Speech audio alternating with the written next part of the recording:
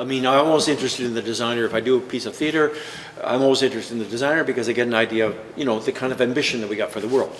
But if I do a piece of film or television, only when I know who the designer is, do I actually know what we're aiming for and the quality of what we may get. If I see certain designers there, I know we have a big chance of having a high quality piece. If I see other designers there, I go, okay, yeah, we'll crank it out. Yeah. And it's not until I meet the designer that I get that clue. And that's weird. And I don't know why that is, but it's a good instinct. It is a good instinct, you know. It's like the visual ambition of the film or television. I will tell by who is designing it here.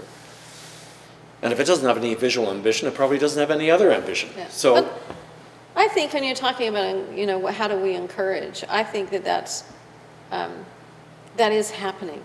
Like, I think that there are better designers in film and television now, partially because of the crisis in the theater, not just COVID, but the dissatisfaction with lazy designers who don't do their work, expect the designers to do it all, and just bad concepts. And, you know, there's some really bad direction in this country.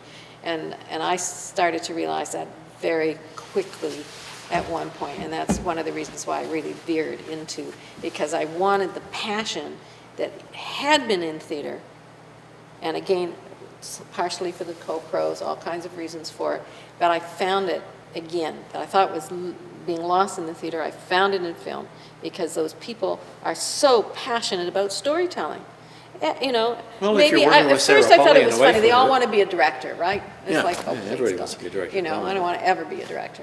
You know, but they still are passionate about the storytelling. They still use the word all the time. Tell the story. It's a good story. How do we do this? Yeah, but you work with Adam McGowan. Yeah, I could line you up with 22 no, television movie directors well, that you would feel the opposite. I'm sorry, but I have said this. I have just been fortunate, you know.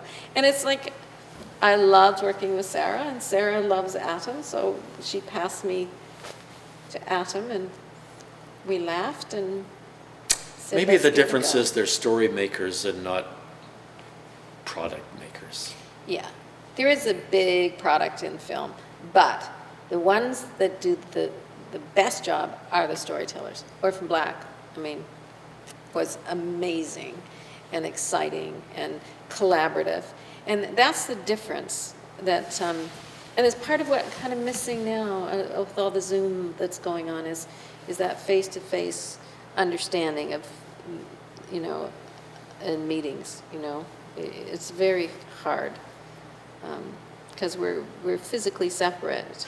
And when we're so physically separate, it's harder to get the nuance in the voice and the body, you know, that body language is so important. You know. But I think, again, going back to encouraging, as I said, I think because of the crisis in theater, there are more talented young designers who have been finding their way into television and film, and we're helping each other. And I think that will make the quality of the work really expand.